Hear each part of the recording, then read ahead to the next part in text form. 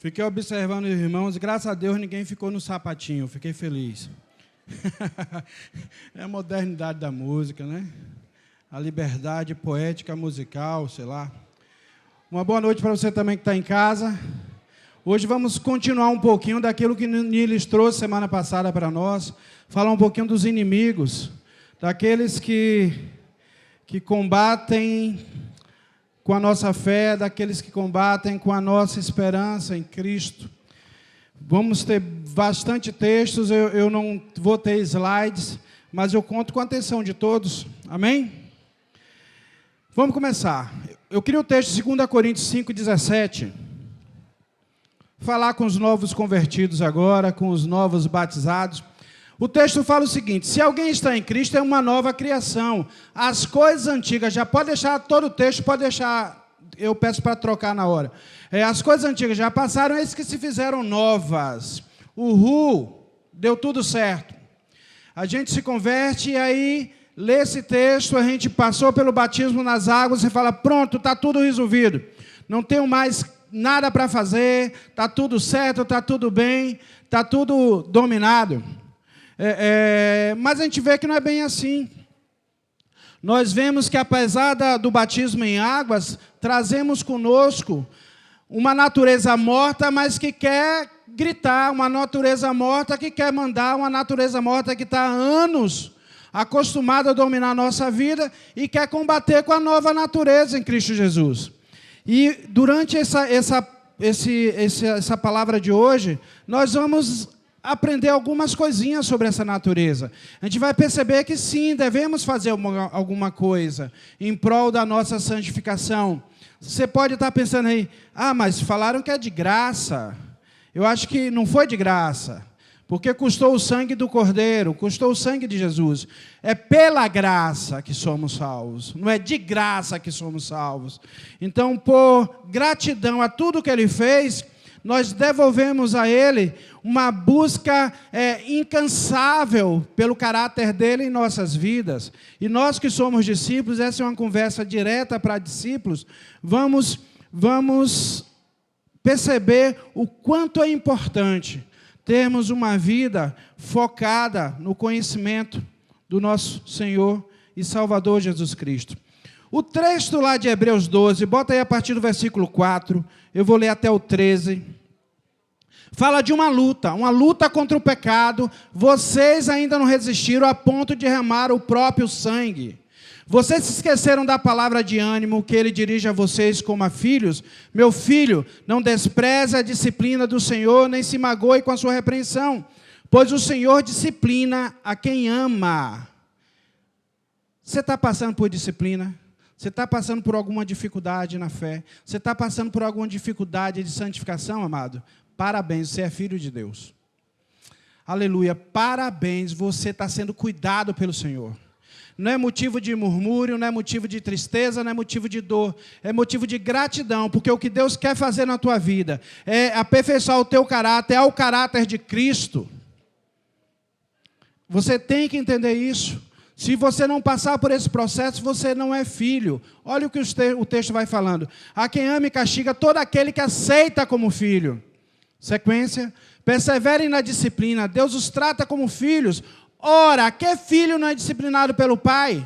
Todavia, se vocês ficarem sem disciplina, da qual todos se tornaram participantes, então vocês são bastardos, não filhos. Além disso, tínhamos pais humanos que nos disciplinavam, e nós os respeitávamos. Quanto mais devemos submetermos-nos ao Pai espiritual para assim vivermos.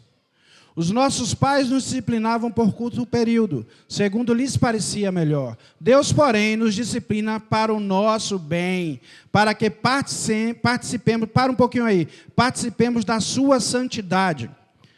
Não há como essa natureza carnal que ainda milita contra a natureza espiritual de cada um de nós não ser disciplinada, amados. Não ser corrigida, não ser colocada no seu lugar. Se assim não for, nós não somos filhos de Deus. Você tem que ter isso muito claro no seu coração. Tem pessoas que falam assim, poxa, quando eu não era crente, dava tudo certo. meus negócios prosperavam, eu não precisava pagar imposto, estava tudo certo, sobrava mais dinheiro para mim. Bem-vindo ao caminho da santidade. No caminho da santidade, o que importa não são as circunstâncias. No caminho da santidade, o que importa não é o teu bem-estar de saúde, o teu bem-estar social, o teu bem-estar físico. O que importa é o teu bem-estar espiritual. O que Deus Deus colocou o Cristo para resgatar o Espírito dele em você, para ajudar você no processo de santificação, para assim você ter uma vida com Ele. E é a única oportunidade que temos. Caminhar aprendendo com Cristo. Sequência do texto. Nenhuma disciplina parece motivo de alegria no momento que é recebida, mas sim motivo de tristeza. Mais tarde, no entanto, produz fruto de justiça e paz para aqueles que por ela foram exercitados. Portanto, fortaleçam as mãos enfraquecidas e os joelhos vacilantes. Façam caminho retos para os seus pés, para que o manco não se desvie, antes seja curado. Amados, nós vemos o que com isso? Que a nova criatura vive um processo. A nova criatura, a partir do momento que vocês levantaram das águas, vocês foram batizados em Cristo, receberam de Cristo o revestimento para uma nova vida, que é em processo contínuo, de aprendizado com Cristo, processo contínuo de vivência, de experiência nele. A palavra lá em Hebreus 12, 14 fala: procurem viver em paz com todos e busquem a santificação, sem a qual ninguém verá a Deus. Ou seja, não há espaço entre nós para crentes Gabrielas. Alguém aqui lembra de Gabriela Cravo e Canela? Que Deus me perdoe. Não é possível que eu sou o único que já assistiu o Globo. Graças a Deus tem outros pecadores do passado entre nós. O que é que dizia? A brincadeira que era: nasci assim, cresci assim, vou morrer assim. Tem muito discípulo que chega para a gente e fala: mas eu sou desse jeito. Se não é do jeito de Cristo, está errado. Mas é porque eu cresci assim. Você cresceu assim quando? Quando a tua natureza era carnal, era que mandava no teu ser, era que mandava na tua vida. Hoje você se batizou, é nova criatura, está no caminho para o quê? Para não ser mais assim. Ser como Cristo quer que você seja. Sempre, em toda e qualquer circunstância. Toda e qualquer circunstância. Amados, o nosso combate é contra o mundo interior. O nosso combate é contra o mundo interior. Dentro de nós gritam muitas vozes. As vozes do passado que querem nos dominar, as vozes do mundo que querem entrar em nossa psique, entrar em nossa mente, mudar a nossa maneira, a nova maneira de vivermos em santidade junto a Deus. Então a gente tem que ficar atento para os nossos inimigos interiores. É o tema dessa série que Nira está trazendo. Semana que vem ele vai dar continuidade a essa palavra. Olha bem, Romanos 12, 2 fala-se o seguinte: e não vivam conforme os padrões desse mundo, mas deixem que Deus os transforme pela renovação da mente, para que possam experimentar qual é a boa, agradável e perfeita vontade de Deus. Como é que eu consigo experimentar a boa, perfeita e agradável vontade de Deus? Primeiro, não me conformando com o mundo. Eu lembro de pastora Eliane, ela tem uma frase muito gostosa. Ela fala o seguinte: se o mundo diz que é branco, nós dizemos que é preto. Se o mundo diz que é guerra, nós dizemos que é paz. Se o mundo diz que é paz, nós dizemos que é guerra. Por quê? Não somos mais participantes do interesse do mundo. O mundo já não tem mais domínio sobre a nossa vida. O que nós queremos, o nosso reino, falar igual Jesus, não é daqui o nosso reino. O que buscamos não está aqui nessa matéria, nesse mundo cosmos. O que buscamos está guardado em Deus, em Cristo, nas regiões celestiais. Então, nada daqui mais deve nos fascinar. Nada daqui mais deve nos guiar. Nada daqui nos guia. Nem a educação, eu sou educador. Nem a educação, nem a psicologia. Nada daqui deve nos guiar. O que deve nos guiar é Deus. E aí eu busco um sistema educacional, aí eu busco um serviço de psicologia, ou psiquiatria, ou psicanálise, a partir de Deus, sempre. Mas a gente vê que nossa geração, amados, tem uma grande facilidade em acomodar-se.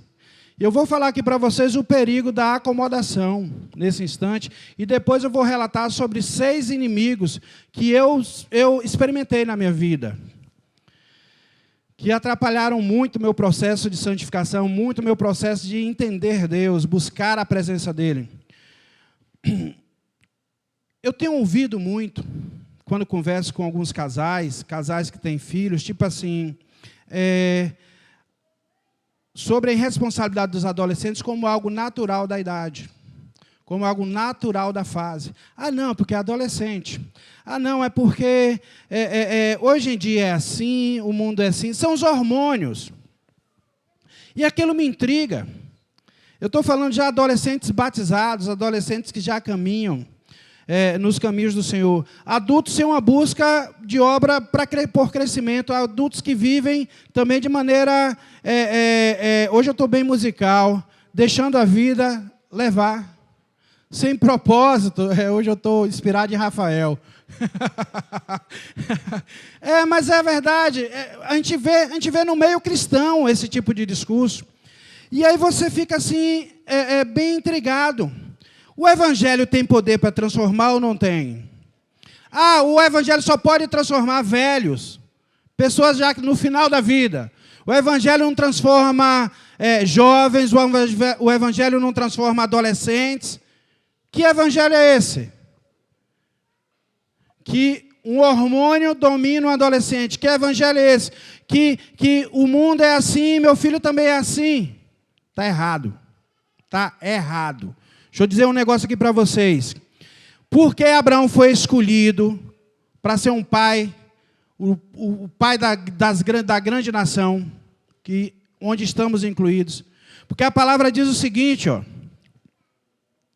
A palavra dizia que Deus falou com Abraão, depois eu vou voltar ao texto aqui, que sabia que Abraão ia ensinar a sua geração, a geração posterior, a andar no caminho do Senhor.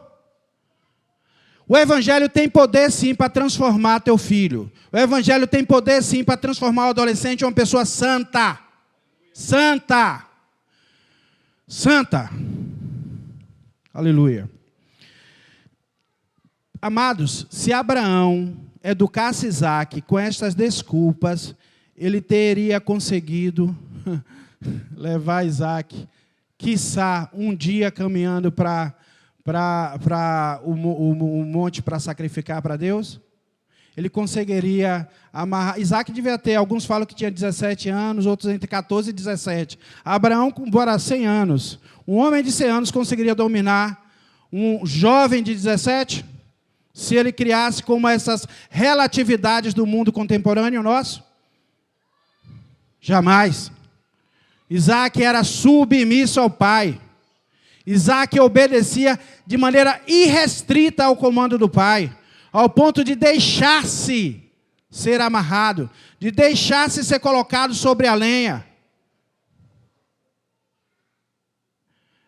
É esse o nível de obediência que Deus quer que os nossos filhos tenham. Você pode achar radical.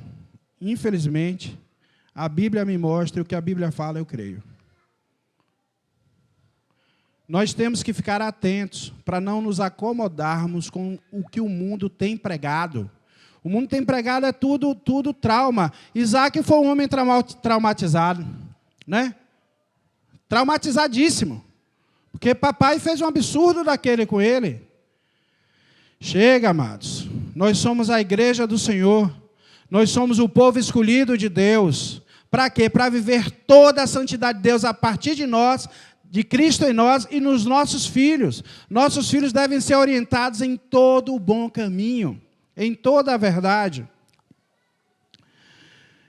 E é isso que a gente vai discorrer a partir de agora. Um tempo onde nós vamos nos afastar, buscar reconhecer em nós. Eu reconheci em mim esses inimigos. Eu elenquei 6. Eu reconheci eles em mim. E eu queria que você analisasse sua vida. O primeiro inimigo era a soberba. Está diante de vocês aqui uma pessoa que foi a vida toda extremamente soberbo. Eu peguei uma tradução de soberba e é o seguinte: é uma manifestação de orgulho, de pretensão, de superioridade sobre as outras pessoas. O cavalinho, né? Nós infelizmente, boa parte de nós, talvez, tenha experimentado da soberba. Tenha experimentado do orgulho como um cálice saboroso aos lábios, mas extremamente amargo ao ventre. A soberba fez com que eu não respeitasse nada nem ninguém. Durante anos, minha vida foi assim. Entrei na igreja assim, na igreja institucional com 9, 10 anos, já congregava, sem muito entendimento, mas sempre me achei superior, sempre me achei superior. Deus nos ama, me ama. Deus precisou pegar tudo que foi construído na minha vida, a partir de mim, dos meus familiares que me educaram, e falar assim: Cláudio, eu preciso quebrar. Minha mãe, na consciência que ela tinha, e me criando para o mundo, ela me obrigava a escrever meu nome com doutor José Cláudio Ramos Nogueira. Eu fazia isso várias vezes na folha. Hoje eu nem lembro porquê, eu não sei se era castigo. Talvez, né? Talvez. Eu construí na minha cabeça que eu era acima de todos. Sempre fui um bom aluno, sempre tive notas excelentes. A competência daquela época não era entender, não era solucionar problemas. A competência daquela época era memorizar. E como eu memorizava muito bem, as notas eram sempre superiores. Só que isso construiu em mim um caráter muito, muito perigoso. Um caráter de um homem soberbo.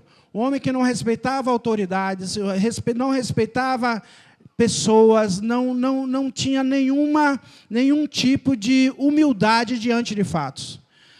Eu era orgulhoso de ser humilde quando eu queria. A humildade, para mim, era mais um instrumento de orgulho. Dá para entender isso? Eu me orgulho de ser humilde. Então, amados, o que é que a palavra diz sobre a soberba? Vamos ver Filipenses 2:3. Filipenses 2:3. Fala o seguinte: não façam nada por interesse pessoal ou vaidade, mas por humildade, cada um considerando os outros superiores a si mesmo. Eis a chave para a cura da soberba. Outra situação que a gente tem que entender é porque dentro da igreja, nas relações de discipulado, nas relações intrínsecas ao meio religioso, ao meio espiritual, você pode continuar sendo soberbo. O teu pastor, o teu amado, traz uma palavra, mas você tem as suas opiniões, você não abre o seu coração, você é humilde de ouvir aquele servo de Deus. Meu amado, Deus fala através da boca, não só minha. Fala através da boca de cada um que se coloca diante da brecha.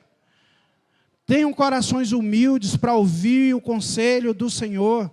Isso vocês vão ganhar muito tempo na vida de vocês, na carreira de vocês.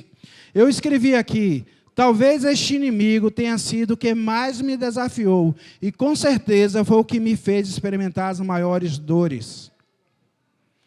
A promessa da soberba, ela não paga, ela não cumpre. A promessa da soberba é que você vai estar acima de todos. Mas chega um dia que você vai se encontrar sozinho, abandonado por todos. Por quê?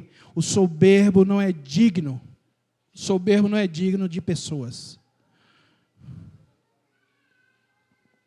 Hoje eu sou grato a Deus, porque posso ser abraçado.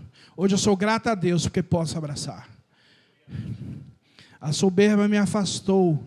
Vanessa sabe que está casada comigo há 34 anos. Nunca tive um amigo. Nunca caminhei com ninguém.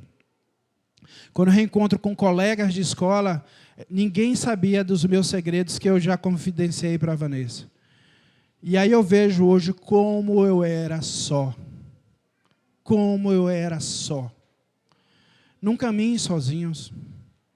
A soberba vai afastar vocês de tudo e de todos. Repudiem esse inimigo interior. Fiquem atentos à voz da soberba. Se tiverem dúvida, conversem comigo que eu vou mostrar como essa voz é. Essa voz é lisonjeira. Ela vai te acariciar. Ela vai dizer que ninguém te entende. Que todos estão aquém da sua capacidade intelectiva. Ela vai dizer que o Espírito Santo fala com você mais do que fala com o irmãozinho ali. Não ouçam essas vozes. Jesus nos chamou para a comunhão. Tudo que nos afastar dessa comunhão é inimigo. Deem nome a esses inimigos. Esse é meu inimigo número 1. Era meu inimigo número 1. Hoje está, eu digo que está morto? Não, não, está amarrado. Naquela linha do sapatinho de fogo, está amarrado. Está amarrado mesmo. Está amarrado mesmo. Hoje eu faço exercícios, literalmente, de me submeter só para dizer à soberba: tome o seu lugar. A minha vida hoje é Cristo que governa. Amém? Amados, o inimigo número 2 eu coloquei aqui, a procrastinação. Tradução: adiar ou deixar para depois. Inclusive no seu caminho de santidade. Ah, vou ler a Bíblia. Não, eu já li ontem, deixa para depois. Eu vou orar. Não, eu já orei ontem, deixa para depois. Eu vou falar com a irmãzinha ali, que o Espírito Santo me conduziu a falar com a irmãzinha. Não, semana que vem talvez eu fale com ela.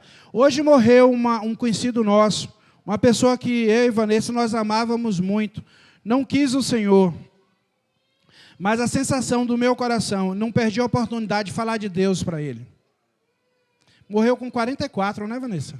44 anos, um cara fantástico para o mundo, mas tolo. Quer dizer, eu não sei se na hora, realmente eu estou falando do tempo que eu andei. Há poucos meses eu estava falando com ele pelo Instagram e não perdi o tempo. Às vezes você deixa de falar do Senhor para alguma pessoa, essa pessoa se vai e a palavra diz que o sangue dela recai sobre você. Não procrastinem, não deixem para depois. Muitas vezes o procrastinador se ocupa de coisas supérfluas para não se ater às coisas importantes. Não é incomum um procrastinador ser super ocupado. Não tem tempo para nada. Porque está ocupado em um bocado de bobagem. E as coisas importantes não faz. As coisas importantes não tem tempo para serem executadas. Efésios 5,15 fala sobre um homem procrastinador. Coloca na tela, por favor. Portanto, tenham cuidado com a maneira como vocês vivem. E vivam não como tolos, mas como sábios. Aproveitando bem o tempo, porque os dias são maus. Não procrastinem. Esse é um inimigo terrível na nossa vida. O procrastinador sofre em todas as áreas. Perde tempo no estudo, perde tempo com Deus, perde tempo com um amigo, perde tempo com a esposa, perde tempo com filhos. Porque sempre vai deixar para depois. Ah, não, eu vou brincar com meu filho hoje. Ah, não, deixa para depois. Depois. Quem garante aqui o dia de amanhã, pessoal? Ninguém garante. O dia que temos é o hoje. Então, que nós sejamos sensatos a ponto de observar o dia de hoje como a única oportunidade de fazer o bem, a única oportunidade de amar. Eu não tenho amanhã para amar, eu tenho que amar hoje. Muitas famílias sofrem, muitos maridos sofrem porque deixaram de dizer para a esposa: eu amo hoje, e amanhã não podem mais dizer. Porque acontece um sinistro e se perde a esposa. Da mesma forma com o marido. Declarem amor todos os dias. Olhem nos olhos todos e eu te amo. Porque você não sabe se amanhã você vai ter a mesma possibilidade. O procrastinador vive sempre devendo algo a si mesmo. Sempre devendo algo a si mesmo. É um inimigo que atrapalha a nossa vida espiritual. Porque ele brinca com o tempo. Ele brinca com o tempo. É um covarde que abre mão das coisas importantes para se sobrecarregar com as coisas que não têm importância. Isso no reino não cabe. Procrastinadores. Então, se você tem também esse inimigo, teve esse inimigo, tem esse inimigo em comum, dê nome a ele e lute contra ele. Porque o objetivo dele é o mesmo da soberba. É te afastar das coisas de Deus. É te afastar de si próprio. É deixar a tua própria vida relegada a um segundo plano, para satisfazer os desejos da soberba, para satisfazer os desejos da procrastinação. Amém? Esse é o nosso inimigo número 2. O meu inimigo número 3, falta de empatia. Eu estou falando o que eu caminhei, pessoal. Eu estou abrindo aqui da minha vida. Quando eu escrevi essa palavra, eu pensava na minha história. Na igreja. Na igreja. Não estou falando minha história no mundão. Estou falando na igreja. O que é empatia? A capacidade de se colocar no lugar do outro, buscar compreender o outro. Buscando um texto para falar da empatia, a gente vai para aquele texto onde, lá em Mateus, que Jesus fala, amar a Deus sobre todas as coisas, é o próximo como a ti mesmo, que é isso. Seja empático. Se coloque no lugar do outro. Ame o outro, compreenda o outro. Nós não negociamos com o pecado, amém? Mas nós tratamos o pecador, amém? Eu escrevi aqui, sabe onde eu já vi muito disso? Falta de empatia? Graças a Deus, não entre os irmãos aqui, mas em uma outra congregação onde eu congregava, eu via muita falta de empatia no discipulado. Porque eu mesmo já discipulei pessoas como um grande juiz. Não com um cetro de justiça, mas com um chicote para açoitar aquele que errava. Quantas e quantas vezes, amados, um amado vinha pedir uma ajuda, e a ajuda que eu dava para ele era um chicote para machucá-lo. Você não precisa ser conivente com o pecado, você não deve ser conivente com o pecado, mas você deve amar o pecador, porque é assim que Deus nos trata, é assim que Jesus nos trata. Então, amados, em toda e qualquer relação, dentro da igreja ou fora da igreja, sejamos empáticos. Cuidemos das pessoas. Um dia, talvez você esteja no estado já mais alto naquele nível ali, já menos suscetível àquele pecado, mas o irmãozinho é frágil aquele é o calcanhar de Aquiles do irmãozinho. Ame aquele irmãozinho ao ponto de abençoá-lo, ao ponto de ajudá-lo a se livrar daquele pecado. Esse é o nosso papel. Nosso papel aqui não é de acusar. Quando vocês veem uma disciplina pública na igreja, o objetivo daquilo, já tentamos várias outras estratégias bíblicas para resgatar aquela vida, e digamos, a última tentativa é expor aquele pecado para que haja conversão. Nunca a gente trata um pecado para expulsar a pessoa. Não é do nosso feitio, porque não é bíblico. A pessoa às vezes sai, a pessoa às vezes não quer a disciplina, é um direito de cada um, mas enquanto a pessoa disser, eu quero o Senhor, nós vamos cuidar. Enquanto a pessoa disser, me ajuda, estaremos aqui para ajudar, que esse é o nosso papel enquanto filhos de Deus, enquanto discípulos. Amém? Então vamos para o meu quarto inimigo. Esse inimigo era terrível, por quê? Ele tinha um efeito de santidade tremenda na minha vida. Eu me alicerçava nele como se ele fosse assim, santo. Chama-se autopastoreio. Todo baseado na palavra de Deus. Amados, eu não precisava de pastor, de discipulador. Eu lembro uma certa feita que 2 pastores na outra congregação foram me disciplinar por uma situação. Eu reverti o processo e eu me autodisciplinei a não falar mais na célula. Pessoal, hoje eu me envergonho dessas coisas, mas eu sei que infelizmente é real no povo de Deus, às vezes o autopastoreio. Achar, mesmo que alicerçado em algum texto, achar que pode sim ser o Senhor da sua própria vida. Isso aí é a soberba, é tipo um galho da soberba. O outro não me disciplina, eu mesmo me disciplino. falsa santidade, hipocrisia. Hipocrisia. Hipocrisia, uma santidade que não me levava nem ao degrau do santuário, quanto mais ao céu. Se você busca autopastoreio, amados, mude sua trajetória agora. Queira ser guiado. Uma coisa linda de Jesus. Jesus precisava ser guiado, amados. Jesus precisava ser guiado, mas ele não tomava um passo, ele não fazia nada que o Pai não mandasse. Nada. Nada, nada. E Jesus tinha vontade? Tinha. Ele deixou bem claro lá no Getsemane que a vontade dele não era passar pela separação do Pai. Afasta de mim esse cálice. Mas na mesma oração ele fala o quê? Contudo seja feita a tua vontade e não a minha. O autopastoreio engana muitos santos no caminho. Engana demais. Na minha vida, a soberba e o autopastoreio foram, assim, determinantes para eu continuar, mesmo caminhando na igreja, mesmo caminhando entre discípulos, eu continuar o meu caminho de tolo, de louco. Não agrada a Deus. Se Ele me colocou aqui, é porque vocês são importantes e são cuidadores da minha vida. Eu preciso confiar em vocês. Eu preciso ouvir vocês.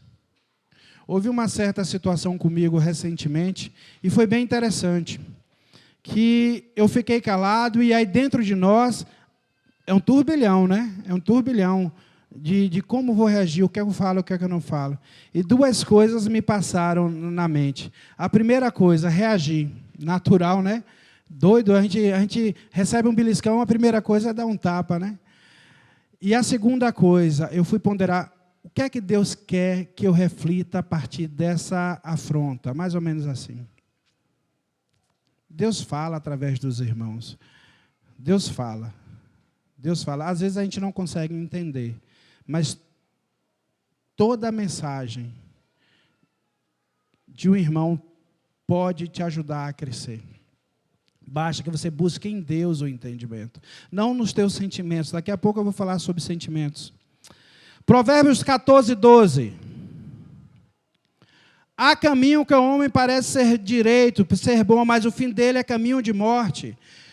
Não tracem caminhos bons para vocês próprios.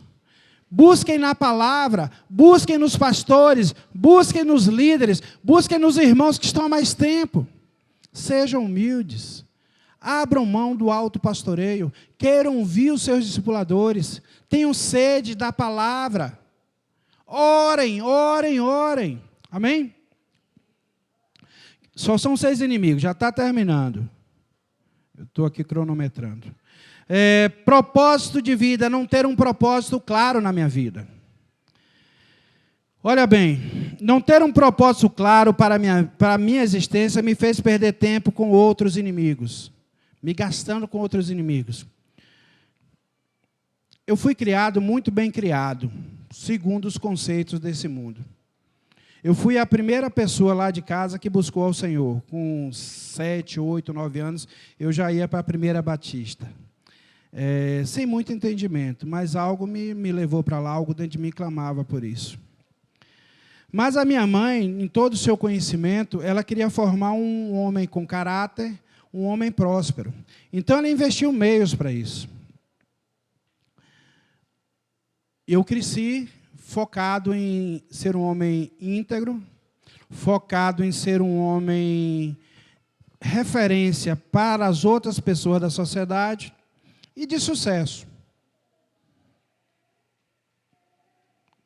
Todo sucesso que foi planejado para mim, Deus fez literalmente um revertério na minha vida, uma mudança drástica para eu entender o que de fato é propósito de vida.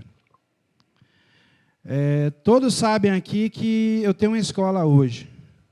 E eu ganhei a escola, sabe o quê? Ganhei. Que quando os meus planejamentos, os planejamentos da minha família, era para que eu fosse o cara ícone, eu estava limpando cocô de cachorro numa outra escola. Numa terça-feira. Aconteceu, depois eu falo em detalhes para quem quiser ouvir a história. eu precisei limpar cocô de um cachorro de uma escola que eu comecei a trabalhar. E por alguns meses eu limpei aqueles 2 andares daquela escola, passei pano todos os dias. Mas naquela terceira foi o dia X, que Deus transformou a minha vida. O cara orgulhoso, o cara soberbo, o cara que era melhor do que qualquer outra pessoa da face da terra que eu conhecesse. Naquela terça-feira, toda a história da minha vida, quando eu comecei a pegar aquele pano de chão e aquela vassoura para limpar aquele cocô naquela área e lavar, eu comecei a chorar. Porque passou literalmente, aquele cineminha que a gente vê em filme, passou na minha cabeça. Onde eu estudei, as minhas referências, tudo que eu fiz, tudo que minha mãe fez por mim, e eu estava ali limpando cocô de cachorro. Não depreciando quem limpa hoje, pessoal. Isso aí eu só estou contando a minha história, de um cara arrogante, de um cara soberbo, onde Deus leva. E graças a Deus por isso. Ali foi o norteador para a mudança na minha vida. Naquele momento, amados, eu larguei o choro e comecei a louvar. O entendimento que me veio ao coração foi, não, isso aqui é bênção para a minha vida. Eu já estava no Senhor, que eu tinha me desviado um tempo na mocidade. Comecei a louvar, e cada dia que eu passava pano naquela escola era agradecendo a Deus. Cada dia que eu passava pano naqueles 2 andares, ainda tinha coluna boa para isso, não reclamava de nada. O que é que Deus faz com uma pessoa que se submete à vontade dele em gratidão, com gratidão? Sai daquela escola dono de uma escola. Não dá para explicar, a não ser foi Deus. Mas eu precisei passar pelo processo. Porque aquele Cláudio soberbo nunca poderia estar hoje aqui na frente de vocês, porque não ia exaltar e glorificar o nome de Deus, ia estar exaltando e glorificando o seu próprio nome.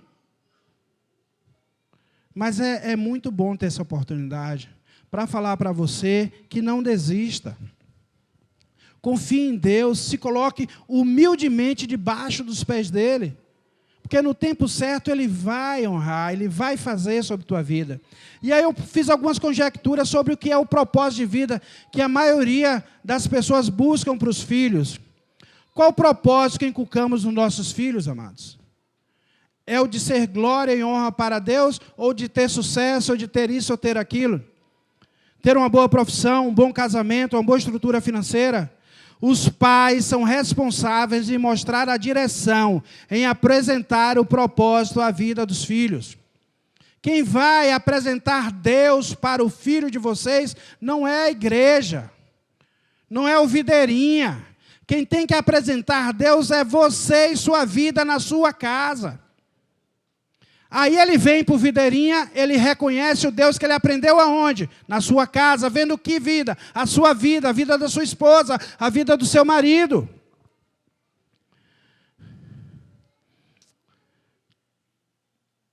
O Salmo 127, 4 fala que, como flechas na mão do guerreiro, assim são os filhos da sua mocidade. Nossos filhos são flechas. Temos que aprumar, ajustar, alinhar, cuidar, porque um dia nós vamos arremessá-las em direção a quê? Ao ermo? Não, ao alvo. Ao alvo. Nós temos que ter um alvo, um propósito para criar nossos filhos. Nós não vamos criar nossos filhos conforme a moda. Hoje mais cedo eu conversava com a mãe sobre aniversário de 15 anos. Que vergonha os aniversários de 15 anos hoje. Os adolescentes bebem de ficar bêbados. O pessoal oferece bebida alcoólica para menor de idade, achando isso normal. A mãe que esteve comigo falou, algumas coleguinhas falam, não, é normal. É normal. É normal. Amados, o normal do mundo para nós é anormal. O normal do mundo para nós é anormal. O nosso filho é uma flecha que vai ser arremessada em direção ao alvo. E o alvo é Cristo. Nada para a esquerda, nada para a direita. O alvo é Cristo. E aí surge uma questão aqui que me trouxe uma reflexão sobre esse traçar o alvo. Quanto tempo você investe com teu filho para que o propósito se cumpra nele? Quanto tempo? Será de fato que você entendeu que o teu propósito maior de existência, é glorificar a Deus sobre todas as coisas. E o teu próximo, mais próximo, é teu filhinho, que você vai conduzi-lo a também glorificar a Deus em todas as coisas. Você investe tempo nisso? Ou você deixa que a Netflix invista, que a escola invista, que a videira invista? A videira é uma vez por semana, dia domingo. E aí eu deixo uma dica para você, para vencer esse quinto inimigo. O exemplo otimiza o seu tempo. Se você não tem tempo, planeje ter mais tempo. Mas se mesmo o tempo que você tem é pouco, otimize pelo exemplo. Seja a fé que você declara. Seja o amor que você declara. Seja a vida que você declara. Amém? E o meu último inimigo, já concluindo aqui, são os meus sentimentos. Diga uma coisa que me atrapalhou muito, e hoje em dia ainda tenho que amarrar. O bendito sentimento. Lembra da história que eu contei, né? A menina me afrontou, de certa forma. A primeira resposta é: o sentimento se magoa, o sentimento não gosta de ser tocado. Cala a boquinha, manda na boquinha. Enganoso é o coração mais do que todas as coisas, e desesperadamente corrupto, quem poderá entendê-lo? Não se guiem pelo coração, não se guiem pelos sentimentos. Os sentimentos nos afastam de Deus. Você quer um sentimento? Tem de vós o mesmo sentimento que houve em Cristo Jesus, que sendo Deus, abre mão de ser Deus. Abram mão de direitos. Abram mão de massagear o ego, o sentimento. Aceita a injustiça, pessoal. Injustiçaram o meu Senhor, injustiçaram o Senhor de vocês, e vocês não querem ser injustiçados? É Alice no País das Maravilhas. Ai. O que eu sinto é uma interpretação da verdade, não é a verdade. Quantas e quantas vezes eu sinto uma coisa, daqui a pouco eu vou perceber que estava tudo errado. Eu entendi que os sentimentos, sim, é um inimigo terrível. Já para concluir, que está chegando o meu tempo, amados, não é como eu quero, nem é como você quer. Há um padrão para a vida do discípulo. Há um modelo que se chama... O modelo? Jesus. Quer aprender a cuidar? Jesus. Quer aprender a amar? Jesus. Quer aprender a orar? Jesus. Quer aprender a sofrer injustiça? Jesus. Quer aprender a falar? Jesus. Quer aprender a ficar calado? Jesus. Lendo o livro Em Seus Passos, o que faria Jesus, eu aprendi a fazer uma pergunta. E muitas vezes eu fazia ela audível. Tinha uma determinada situação, eu falava: em seus passos, o que faria Jesus? Em meus passos, o que faria Jesus? E foi muito bom viver isso. E é muito bom parar e pensar: Jesus responderia assim? Jesus trataria ela assim? Jesus negociaria assim? Entendeu? Ele é o modelo. Ele é a única esperança. Pense, amados, a palavra diz que Jesus, Cristo em nós, a esperança da glória de Deus. Jesus é a nossa esperança. Então, para concluir, e a gente vai levantar e orar, eu vou orar por vocês. Tenham certeza, os inimigos cairão quando o teu único recurso for Cristo. Quando você usar ainda das ferramentas que você aprendeu, quando você usar ainda as ferramentas que te trouxeram, que vocês carregaram do mundo, a tua sabedoria, o teu conhecimento, as tuas estratégias, você vai se cansar e vai cair durante o combate. Os inimigos vão te vencer. Mas quando o único recurso for Cristo, esses inimigos baterão em retirada. Quem crê nisso diz amém. Amém. Então vamos levantar, vou orar por vocês. E a gente vai agradecer a Deus por essa noite. O Wellington quer dar aviso no final, né, Wellington? Senhor, nós te agradecemos, Pai, porque não há um inimigo, Pai, que possa nos vencer.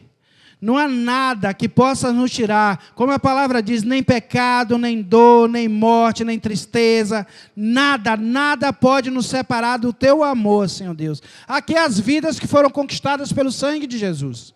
Essas vidas foram conquistadas, essas vidas são tuas, tu és o dono, Pai. Aleluia.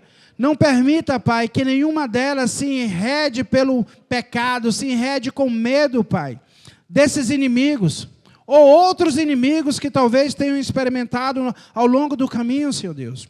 Dá para cada um de nós, Pai, a capacitação no Espírito para vencer, Senhor Deus, que o único e desejado recurso que queiramos, Pai, seja a Tua vida, Cristo.